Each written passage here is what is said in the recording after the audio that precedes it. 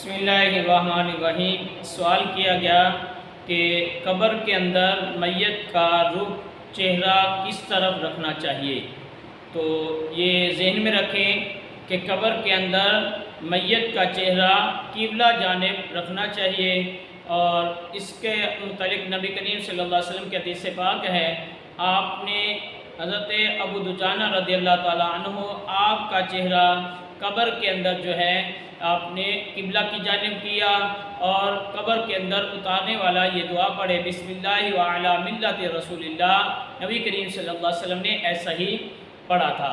اور اس کے علاوہ یہ ذہن میں رکھیں کہ میت کو جب آپ قبر کے اندر رکھتے ہیں تو وہاں اس کو دہنی کروٹ پر لٹانا چاہیے، یہ نہیں کہ اس کا چہرہ جو ہے آپ موڑ دیں اور باقی جسم اس طرح رہے۔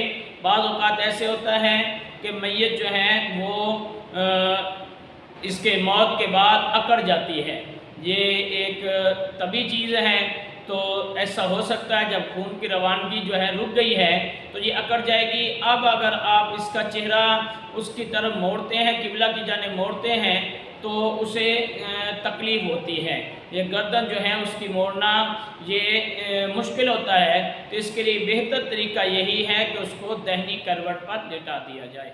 واللہ اعلم۔